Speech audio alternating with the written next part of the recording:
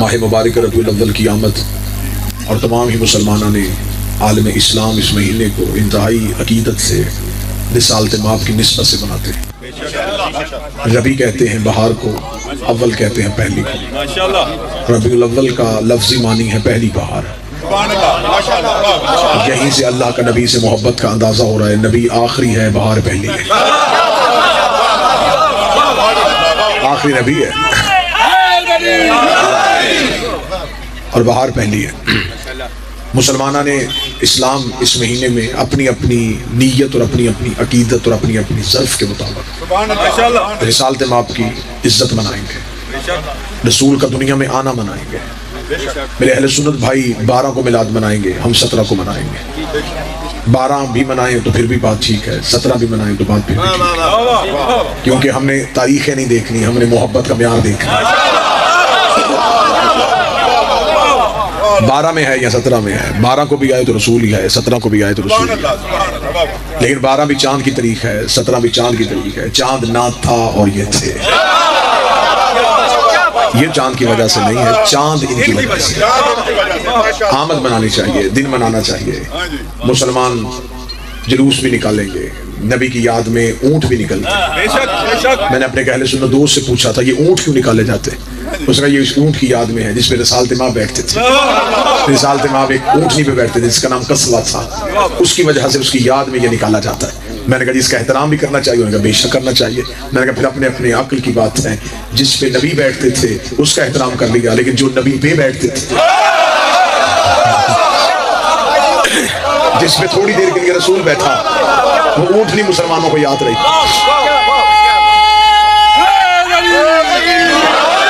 جس پہ تھوڑی دیر کے لیے پیغمبر بیٹھے وہ اونٹنی یاد رہی، اور جو محمد پہ بیٹھے رہے، جو رسول کی مہروں کے سوار رہے۔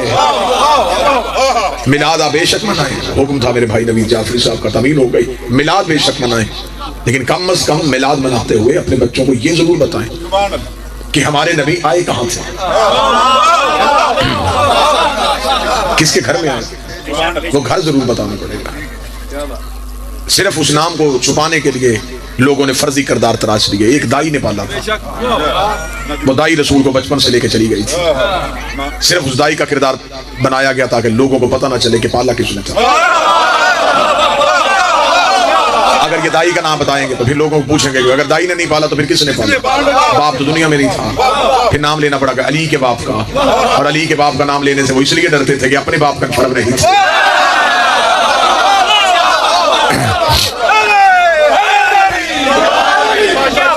جتنا چھپاتے چلے گئے ابو طالب اتنا ابھرتا چلا گیا۔ چل تو نے چھپا لیا کہ نام رکھا ابو طالب نے، تو نے کہا نہیں رکھا، پالا ابو طالب نے، تو نے کہا نہیں پالا، سب کچھ تو نے کر لیا، لیکن تاریخ میں تو اگلا ظلم نہ کر سکا۔ صرف ہمیں اتنا بتا دے اسلام کی پہلی دعوت کس کے گھر ہوئی؟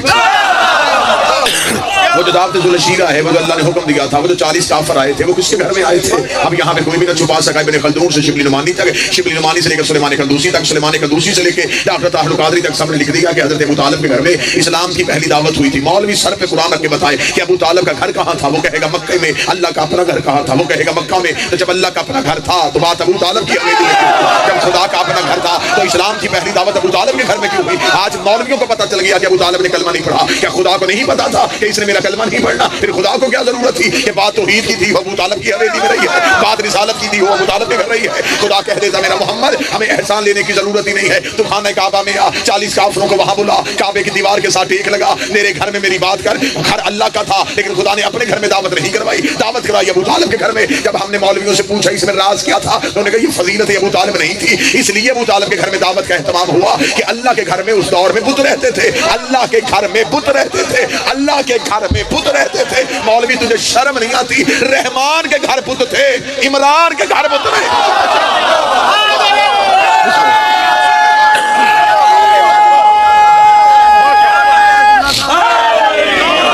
جب اللہ کے گھر میں بت تھے، ابو طالب کے گھر میں تو اس دور میں بت تھے۔ ناتے کیا بڑی تیرا کام آتے تیرے گیت گاواں یا رسول اللہ، تو جس کا کھائے تو اس کا گائے، اور جس کا مصطفیٰ کھاتا رہا۔ شاہ مدینہ یثرب کا والی، سارے نبی تیرے در کے سوالی۔ یہی تو 1400 سال سے ہم کہہ رہے ہیں کہ سارے نبی تیرے در کے سوالی، لیکن یہ کسی نے نہیں پوچھا کہ وہ نبی کا در کون ہے۔ علی اور بابوہا، علی در ہے، اب کہ سارے نبی تیرے در کے سوال۔ حقیقتیں آہستہ آہستہ سارے سمجھ آئیں گے، مان سارے جائیں گے۔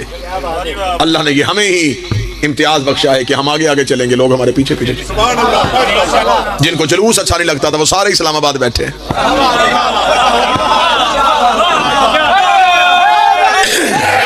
جو کہتے تھے جلوس چار دیواری میں رہنا چاہیے، آج خود جلوس بھی ہے، ہاتھوں میں پرچم بھی ہیں، اسلام آباد بند کر کے بیٹھے ہیں۔ اور حکومت کہہ رہی ہے کہ چار دیواری میں جلوس لے کے چلو، وہ کہتے نہیں چار دیواری میں نہیں، ہم جلوس سڑکوں پہ لے کے آئیں گے۔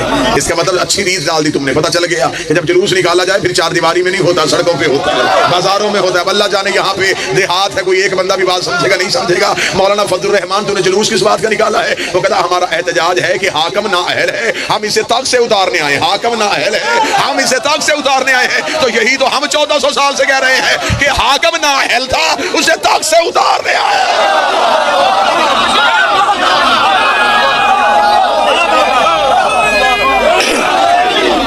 جو قابل نہ ہو، بہت اچھا ہوا، بہت اچھا ہوا، مولوی سڑکوں پہ آئے، مولویوں نے سڑکوں پہ آ کے یہ حصہ بنا دیا تاریخ کا کہ اگر کوئی ایسا تخت پہ بیٹھ جائے جو نااہل ہو تو اس کے خلاف جلوس نکالا جا سکتا۔ تو ہمیں شیعوں کو کافر کیوں کہتے؟ تو ہم تو یہی کہہ رہے تھے کہ منبر محمد اسے دینا چاہیے تھا جو اہل تھا۔ ابھی تو ٹیکس چور پکڑے جا رہے ہیں، ابھی تو فدیہ کے چور باقی ہیں۔ آج حکومت کہہ رہی ہے جس نے قومی خزانہ کھایا اس کا احتساب ہوگا۔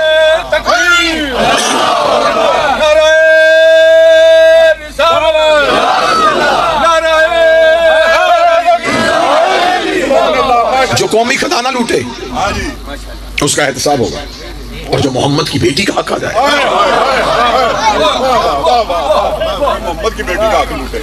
ایک شخص نے چوری کی، سنی کتاب میں واقعہ لکھا، رسول کی بارگاہ میں اس شخص کو لے کر رسول نے کہا اسے بعد میں سزا دینا، پہلے اس کے باپ کو بلاؤ۔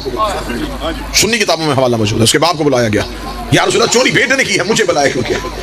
رسالت باپ نے فرمایا تو ایک دفعہ بازار میں گزر رہا تھا اور تو نے دکاندار سے پوچھے بغیر ایک کھجور اٹھا کے منہ ڈالی۔ اس نے کہا ہاں یا رسول اللہ ایسا تو ہوا تھا۔ فرما وہ کھجور خوراک بنی تھی، وہ تیرے لہو کا حصہ بنی، وہی لہو تیرے بیٹے کی رگوں میں ہے۔ اس نے چوری نہیں کرنی تو کیا کرنا تھا؟ سنی کتابوں یہ واقعہ اخلاق کے لیے لکھا تھا، میں نے نتیجہ اور نکال لیا۔ انہوں نے لکھا تھا اخلاق کے لیے۔ میں نے کہا یا رسول اللہ آپ نے اس بندے کو بلا کے کم از کم ہمیں اتنا تو بتا دیا، جو ایک کھجور کھائے اس کی اولاد تو ایسی ہوتی ہے جو پورا باغ کھا جائے۔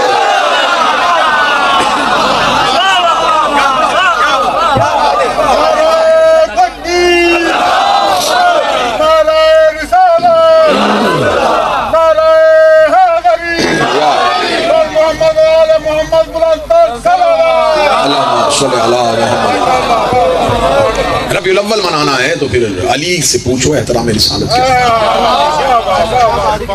کتابوں میں لکھا ہے، سلیبس کی کتابوں میں لکھا ہے جب رسول مکہ سے ہجرت کر کے مدینہ آئے، ایک صف میں مہاجرین کو بٹھا دیا، ایک میں انصار کو بٹھا دیا۔ غائب کے علم جاننے والے نبی نے، توجہ ہے میری طرف سے، جن جن کی ذہنیت ملتی تھی اسے اس کا بھائی بنا دیا۔ مزاج نہ ملتا ہو تو 3 گھنٹے کا سفر نہیں ہوتا۔ رسول کو خبر تھی کہ انہیں ساتھ چلنا ہے، رسول نے جس کا مزاج جس سے ملتا تھا اسے اس کا بھائی بنا دیا۔ رسول ہر ایک کو دوسرے کا بھائی بناتے گئے۔ مدارج النبوہ کتاب ہے، لکھی شاہ عبدالحق محدث دہلوی نے ہے، کتاب بھی شیعوں کی نہیں، مصنف بھی شیعوں کا نہیں، شاہ عبدالحق محدث دہلوی وہ اپنی کتاب میں لکھ رہے ہیں جب رسول ہر ایک کو دوسرے کا بھائی بنا چکے تو علی تنہا رہ گئے۔ بالکل وہ جملے پڑھنے لگا ہوں جو جافی صاحب کتاب میں لکھے۔ محدث دہلوی لکھتا ہے کہ رسول نے جا کے علی کے دونوں آنکھوں کے درمیان بوسہ لیا اور لے کے کہا ماذا یبکیک یا علی ابن ابی طالب، ابو طالب کا بیٹا علی تو کیوں رو رہا ہے؟ علی نے سر اٹھا کے کہا آپ نے ہر ایک کو بھائی بھائی بنا دیا،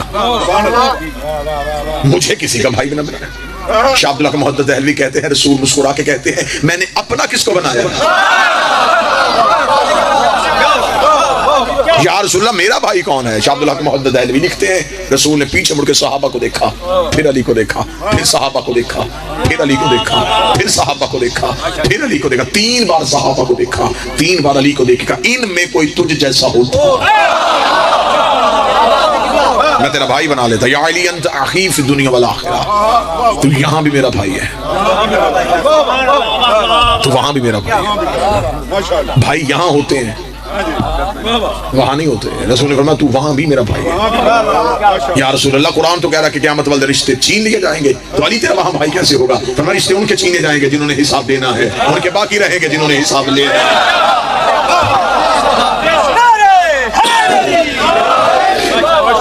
بتانا پڑے گا کہ رسالت ماپ کی تربیت کس کرنے, کیا کہنے میں کہاں جا کے عمران پڑھوں جس کی انگلی پکڑ کے رسول چلنا سیکھے. لے جو میں سنی کتاب سے ایک حوالہ میری آنکھوں کے سامنے آگا تو میں حوالہ پڑھوں. رسالت ماپ کا بچپن تھا. روضۃ الاحباب اہل سنت بھائیوں کی کتاب ہے, اس میں یہ واقعہ درج ہے. رسالت ماپ کا بچپن تھا. ظاہری طور پہ سن مبارک رسول پاک کا 5 سال تھا. مکے میں قحط پڑ گیا, بارش نازل نہیں ہوئی, لوگ بھوک سے مرنے لگے. مکہ برادریوں کا شہر نہیں تھا, قبیلوں کا شہر تھا. فیصلے ہر گھر میں نہیں ہوتے تھے, صرف سردار کرتا تھا. باقی قبیلہ سردار کے کہنے پہ عمل کرتا تھا. قبائل کے لوگوں نے آگے سرداروں سے پوچھا کہ اب بتائیں کیا کریں, اس مشکل کا حل کس کے پاس ہے؟ مکے کے سردار سر جوڑ کے بیٹھے. انہوں نے کہا کیا کریں, بارش کیسے نازل ہو؟ انہوں نے کہا ایسے کرتے ہیں کہ ہر قبیلہ اپنا اپنا بت لے کے ایک مخصوص دن میں میدان میں آئے, اس میدان میں لا کے بتوں کو رکھتے ہیں, سامنے ہاتھ جوڑ کے بیٹھ جاتے ہیں, ایک ایک بت کی کرتے ہیں عبادت. کسی ایک کے کہنے پہ بارش ہو جائے گی, اور جس بت کے آگے جھکنے سے بارش ہو جائے آج کے بعد پورا مکہ اسے تسلیم کر لے. یہ ایک خدا کی پوجا نہیں کرتے تھے, ہر قبیلے کا علیحدہ بت تھا. یہ اتنے تعصب تھا ان میں, یہ دوسرے کا خدا پوجنا بھی اپنی توہین سمجھ. امیروں کا خدا امیر ہوتا تھا, غریبوں کا خدا. کچھ لوگ پریشان ہو گئے کہ امیر خدا کیسے ہوتا تھا. جو امیروں کا بت ہوتا تھا وہ سونے کا ہوتا تھا, اسے سونے کے کنگن سونے کا زیور پہنایا جاتا تھا, اسے چڑھاوا بھی چھوٹا نہیں دیا جاتا تھا. غریبوں کے بت غریب ہوتے تھے, آٹے کا بت. انہوں نے کہا جی سارے اپنے اپنے بت لے کے آؤ, آج امتیاز ختم کریں, آج کوئی فرق نہیں, آج سارے خدا ایک کریں. سارے بت لانے کا فیصلہ ہو گیا. ایک بندہ اٹھا, اس نے کہا کہ ہم سارے قبیلے تو اپنے اپنے بت لے کے آئیں گے. مکے میں وہ اجتماع ہی نہیں ہوتا جس میں ہاشمیوں کی نمائندگی نہ ہو, کیونکہ ایک ہی تو گھر مکے میں سرداروں کا تھا. انہوں نے کہا ان کا تو خدا ہے ہی کوئی نہیں, ہاشمی کسے لے کے آئیں گے. 3 مکے کے سردار اٹھے اور حضرت ابو طالب کے گھر دستک دی. اندر سے حضرت عمران آئے, بڑی سننے والی بات اور سنی کتابوں سے. حضرت عمران سے انہوں نے کہا کہ آپ جانتے ہیں کہ مکے میں قحط پڑ گیا. حضرت ابو طالب نے کہا اچھا. انہوں نے کہا ابو طالب بھوک سے لوگ مر رہے ہیں, تو فرمایا ہمارے گھر سے کھانا لے جائے گا.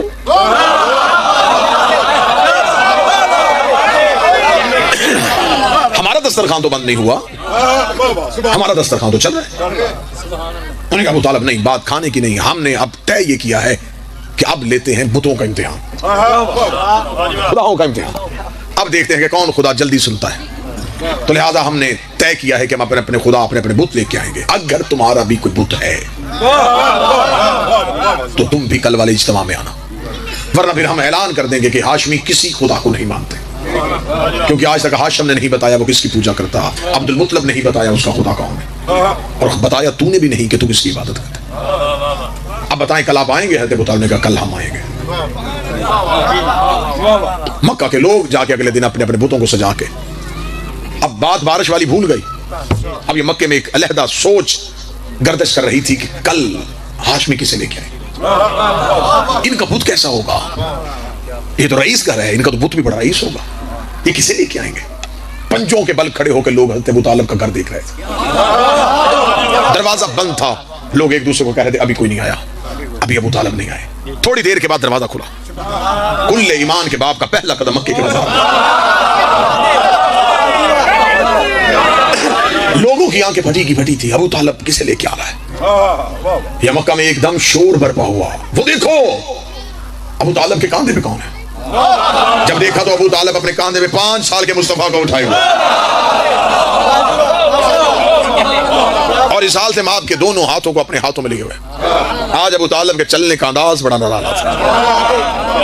اسی انداز کو لے کے خندق میں علی چلے تھے, چہلتے ہوئے ابو طالب پورے جذبے کے ساتھ حضرت ابو طالب مکہ کی گلی سے نکلے.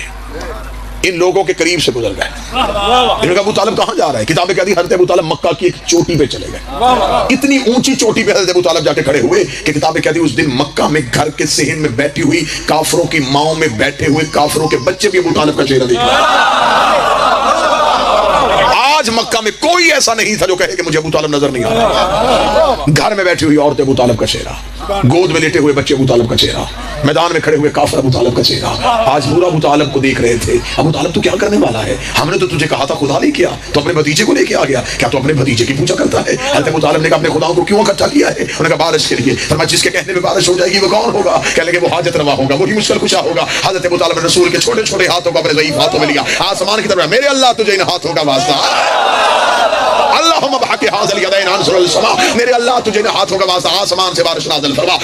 تاریخ کہتی ہے فوراً ایک بدلی اٹھی اور اس نے آ کے مکہ میں بارش برسانی شروع کر دی. ادھر مکہ میں بارش ہونی شروع ہو گئی. لوگ اپنے اپنے خداؤں کو اٹھا کے بھاگ رہے تھے اور کہہ رہے تھے ابو طالب کا بھتیجا سچا, ابو طالب کا بھتیجا سچا, ابو طالب کا بھتیجا سچا. یہ آواز مت کرنے گردش کر رہی تھی. رسالت مآب کے چہرے پہ تبسم آیا. خدائی نے جھوم کے کہا محمد یہ لمحے یاد رکھنا, یہ وقت یاد رکھنا, کوئی بھی تجھے محمد رسول اللہ کہنے والا نہیں تھا. آج مکے کی چوٹی میں کھڑے ہو کے ابو طالب نے تیری رسالت کا اعلان کیا ہے. کل کو تجھے اور مجھے مل کے قرضہ واپس کرنا ہے. آج اس نے بلندی پہ جا کے تیری رسالت کا اعلان کیا ہے. کل پلانوں کا منبر بنا کے علی کی ولایت کا اعلان.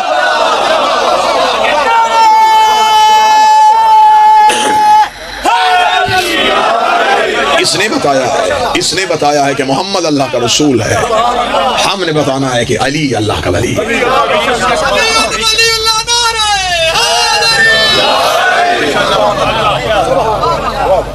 کون حضرت عمران جس کے بڑھاپے کے سائے میں اسلام کی یتیمی نے جوانی کے انداز سیکھے. اللہ جانے مسلمان کس منہ سے کہہ دیتے. صحیح بخاری میں حدیث لکھی کہ جو کسی یتیم کو پالے, رسول کہتے میرے ساتھ ایسے ہوگا جیسے میرے ہاتھ کی 2 انگلیاں. اور کوئی بندہ پوچھنے کے لیے تیار ہے جو کسی یتیم کو پالے وہ تو مصطفیٰ کے ساتھ ہوگا, اور جو مصطفیٰ جیسا یتیم پالے. لوگ حضرت ابو طالب کے ابھی اس بات پہ بحث کر رہے ہیں کلمہ پڑھا تھا یا نہیں پڑھا تھا. پیغمبروں کی فہرست میں ابو طالب کا نام ہے. حضرت عیسیٰ سے لے کے رسول تک کیا یہ دور اللہ نے خالی رکھا؟ اس دور میں پھر اللہ کا پیغام رساں کون تھا؟ کس نے پیغام الہی دنیا تک پہنچایا؟ کس نے رموز رسالت رسول کے حوالے کیے؟ یہی ایک آیت سے ابو طالب کے شخصیت کا پتہ چلا جب خدا کا عالم یجد کا یتیمن فاوا. محمد تو یتیم تھا, تجھے ہم نے پالا. یہ تجھے اللہ کے ہم کہنے سے بھی پتہ نہیں چل رہا کہ ابو طالب کون ہے. تجھے ہم نے پالا ہے. اور یہ جو مولا امیر المومنین خانہ کعبہ میں آئے تھے یہ فضیلت تو ہے لیکن ایک احسان کا بدلہ بھی ہے. خدا نے کہا ابو طالب میرا نبی تیرے گھر میں آیا, اب تیرا علی میرے گھر میں آئے گا. تو نے میرے نبی کا نام محمد رکھا, میں تیرے بیٹے کا نام علی رکھوں گا. لیکن ایک احسان میں بڑھ کے کر دوں گا تاکہ دنیا کو پتہ چلے کہ میں اللہ ہوں. میرے مالک وہ کون سا؟ فرمایا تو میرے مصطفیٰ کا نکاح فرش پہ پڑھا. شاباش. میں تیرے علی کا نکاح عرش پہ پڑھا.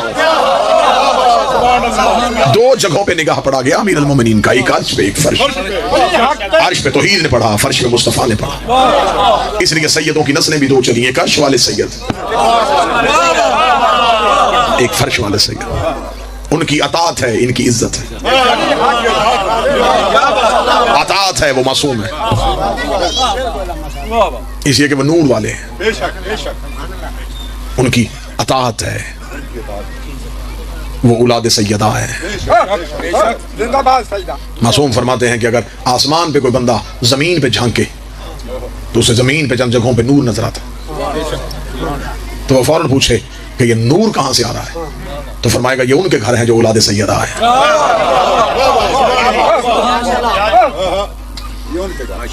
لہذا حضرت ابو طالب نے اگر آج بھی عزت مسلمان نبی کی کرنا چاہتے ہیں تو پہلے ان کی عزت کرنا پڑے گی جن کی نبی عزت کرتے تھے.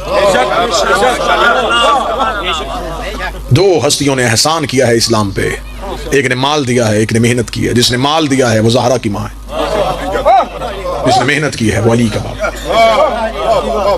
آج مولوی مر جاتا ہے لیکن ابھی بھی خدیجہ کی بات کرتا ہے, نہ ابو طالب کا نام زبان پہ لے کے آتا ہے.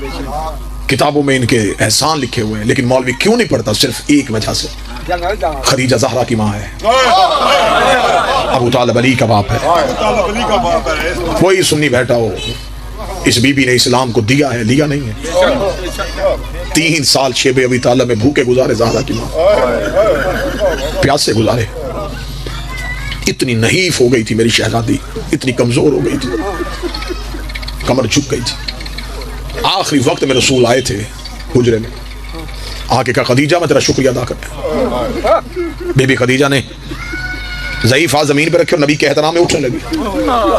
बीबी के उठने से पहले नबी ज़मीन पे बैठ गए। फरमाया सारी जिंदगी उठ के एहतराम किया है, अब तेरे जिस्म में ताकत नहीं बची। खदीजा तू अरब के रईस की बेटी, मेरी वजह से भूखी रही, प्यासी रही, बाइकाट बर्दाश्त की। आखिरी शब्द है तेरी खदीजा, मैं शुक्रिया अदा कर। बस मैं हालत तो नहीं बता सकता, मैं गैर सैयद हूँ। किताब करी चादर के नीचे से हाथ जोड़े, रो के कहने लगी कनीज ने हक अदा कर दिया। फरमाया ऐसा? रो के कहने लगी या रसूल अल्लाह, मैं अरब के रईस की बेटी, मैं आपके सहन में आई, मैंने जिंदगी में आपसे कभी लिबास की ख्वाहिश नहीं की, मैंने जिंदगी में अच्छे खाने की ख्वाहिश नहीं की। या रसूल अल्लाह, मैंने सब कुछ तेरे दीन पे लुटा दिया। हाँ खदीजा मुझे सब याद है, लेकिन खदीजा देख तो सही ना, अल्लाह ने भी तेरे एहसान का बदला क्या दिया। खुदा ने इमामती तेरी नस्ल में रख दी, खुदा ने मेरी नस्ल ही तुझसे चलाई है। खदीजा जन्नत के मालिक तेरी नस्ल से है, ये एहसान नहीं है। बीबी खदीजा देख के कहती है उसका करम है, मैं जितने सजदे अदा करूं कम है, लेकिन बहसीयत ज़ौजा कुछ तो मैं शौहर से भी मांग सकती। रसूल ने कहा जो मांगना मांग, सब कुछ तो तूने इस्लाम में दे दिया, अब तुझे क्या चाहिए। पर्दे के अंदर से जुड़े हुए हाथ रो के कहने लगी कुछ नहीं मांगना, इमामत मेरी नस्ल में, जन्नत के वारिस मेरी नस्ल में, सिर्फ इतना सवाल आखिरी रात करने लगी हूँ, मैं दुनिया से जा रही हूँ, या रसूलल्लाह मेरे जाने के बाद अपनी उम्मत को बता देना मेरी ज़हरा का भाई कोई नहीं। मेरी फातिमा को उतना सताएं जितना मेरी शहजादी बर्दाश्त कर सके। या रसूलल्लाह काश मेरी ज़हरा का कोई भाई होता। इतना जुमला कहना था, रसूल तड़पे, दाढ़ी आंसुओं से भर गई, रो के कहने लगे खदीजा वो मांग जो मैं कर सकूं। है या रसूलल्लाह, अकलौती मेरी बेटी, उसके लिए इतना भी नहीं हो सकेगा। रसूल रो के जब तक जिंदा रहा तब तक ख्याल रखो, मेरे जाने के बाद क्या होगा ये तू बर्दाश्त नहीं कर सकता। तड़प के रो के कहती है मुझे सिर्फ इतना दिखा दे, मेरे जाने के बाद और आपके जाने के बाद मेरी बेटी के साथ क्या होगा। रसूल ने कहा खदीजा बर्दाश्त करेगी, अगर बेटी बर्दाश्त कर लेगी तो माँ भी देख लेगी। फरमाया खदीजा मेरी उंगलियों के दरमियान देख, मजमे में कहीं सैयद बैठा हो तो मुझे माफ कर देना। बीबी खदीजा रो के कहती है 350 बंदा कुर्सियों पे बैठा, कोई अकेली मस्तूर खड़ी है, या रसूल अल्लाह उसके पास कोई नहीं है, वो बार बार जमीन पे बैठती है, बार बार उठती है। रसूल रो के कहते हैं खदीजा पहचान ये तेरी बेटी फातिमा। ज़हरा का नाम आना था, तड़प गई माँ। बचपन की सैयदा को सीने से लगा के कहती मेरे बाद किसी दरबार में न जाना, तुझसे तो बाबे से सवाल करने की आदत नहीं है, तू किसी से क्या मांगेगी। रसूल ने फरमाया ना खदीजा रोक, इसके दरबार जाने से तो पता चलेगा कि इस्लाम में मुनाफिक कौन है, इस्लाम का मददगार कौन है। अच्छा या रसूलल्लाह मेरी बेटी के खड़े होने से इस्लाम को फायदा होगा। हाँ ज़हरा की माँ फायदा होगा। ये है तरबियत, रो के ज़ीदा को सीने से लगा कर फिर चली जाना, अगर बाबे का दीन बचे तो फिर दरबार में चली जाना। फिर रो के जनाब खदीजा हाथ बांध के कहते हैं वापस जल्दी आ जाएगी। रसूल ने फरमाया जाती हुई देखी है तो अब वापस आती हुई देख। उंगलियां रसूल ने दोबारा बुलंद की, जनाब खदीजा का सर जमीन पे आ, रो के उंगलियां हटा ले, ये ज़हरा नहीं है, ये तो कोई सफेद सर वाली ज़ईफ़ा है जिसके दरवाजे को आग लगी हुई। सादात वगैरह सादात, माँ और बेटी की किस्मत। माँ भी दरबार में खड़ी रही, बेटी भी दरबार में खड़ी रही। माँ चंद घंटे खड़ी रही, बेटी कई घंटे खड़ी रही। माँ खुले हाथों से गई थी, बेटी बदे हाथों से गई। अगली सत्र पे वाजिब समझ गया हाई कहना, माँ के सर पे चादर थी,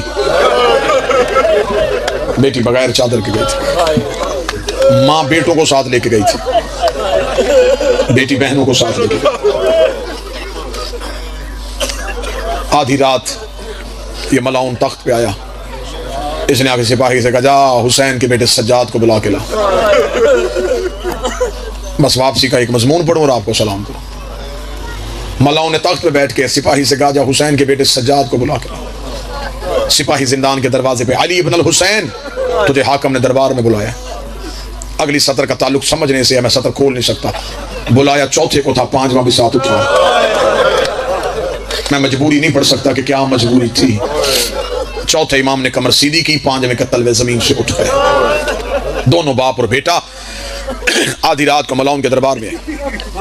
میرے مولا نے آتے جملہ کہا، میرے مالک نے آ کر رو کے فرمایا، او کمینہ پیشیوں کا کوئی وقت ہوتا ہے، تمہارا جب جی چاہتا ہے ہمیں دربار میں بلا لیتا۔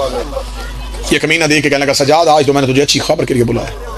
مولا سجاد فرماتے، کون سی خبر؟ یہ کمینہ دیکھ کر میں تیری قیدیں آزاد کرنے لگا ہوں۔ جب کہنا میں تیری قیدیں آزاد کرنے لگا ہوں، سجاد رو کے ٹھنڈی آہ بھر کے کہتے، میں جاؤں کہاں؟ جملے تو میں نے آپ کے ماتم کے لیے پڑھے تھے۔ رہائی کی خبر اس سے اچھی لگتی ہے جسے دروازے پہ کوئی لینے آیا ہو۔ سجاد رو کہتے، مجھے بتا میں جاؤں کہاں؟ یہ کمینہ دیکھتا مدینہ۔ سجاد رو کہتے، کون سا مدینہ؟ جہاں اکبر ہوتا تھا، جہاں چچا عباس ہوتے تھے، جہاں میرا بادشاہ حسین ہوتا تھا۔ تو نے میرا مدینے میں چھوڑا کون ہے؟ یہ کمینہ دیکھتا جہاں بھی جانا لیکن شام چھوڑ۔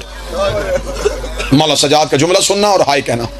سجاد دیکھ کے کہتے، کمینہ تم نے ہم سے بیعت مانگی، ہم نے کی نہیں۔ جب ہم نے تیرا مطالبہ پورا ہی نہیں کیا تو ہمیں آزاد کیوں کر رہا ہے؟ اس نے جو وجہ پڑھی ہے وہ وجہ شاید ممبر سے آپ نے کم سنی کہ قیدیں آزاد کرنے کی وجہ کیا بنی تھی۔ میں وہ وجہ پڑھنے لگا ہوں، سید واجب سمجھ کے ہائے کہنا اور امتی ماتم کا حق ادا کر دینا۔ مولا سجاد کہ جب ہم نے تیری بیعت کی نہیں تو قیدیں کیوں آزاد کر رہا ہے؟ یہ کمینہ دیکھتا میں ڈر گیا۔ سجاد دیکھتے کس چیز سے ڈرا؟ یہ دیکھ کے کہنے لگا، وہ جس کو دفنا کے آیا تھا نا، اس کے رونے کی آوازیں آج بھی میرے محل میں۔ میں آدھی رات کو تڑپ کے اٹھتا ہوں، کبھی اس کونے میں روتی ہے، کبھی اس کونے میں روتی ہے، میرے دربار میں رو رو کے کہتی ہے، کھول دے کڑیاں، وہ بیمار ہے، کھول اس کی رسیاں۔ میں ڈر گیا ہوں کہیں تیرے بہن کے رونے کی وجہ سے میرے اوپر عذاب نہ آ جائے۔ جتنی جلدی ہو سکے شام چھوڑ دے، میں پاگل ہو جاؤں گا، مجھے نیند نہیں آتی۔ میرے درباری ڈر گئے۔ مولا سجاد آدھی رات کو زندان سے نکلے ہوئے کمینے سے دیکھ کے کہتے ہیں، ملاؤن فیصلہ میں نے نہیں کرنا، اسے کون کرے گا؟ تو بیٹا نہیں؟ فرمایا میں بیٹا ہو کے وارث نہیں، وہ بہن ہو کے وارث ہے، وہ شریکت الحسین ہے۔ اس نے کہا پھر پھپھی سے پوچھ اور مجھے جواب دے۔ مولا سجاد آدھی رات کو زندان میں ریت کے مصلے پہ بیٹھی تھی علی کی نمازی بیٹی۔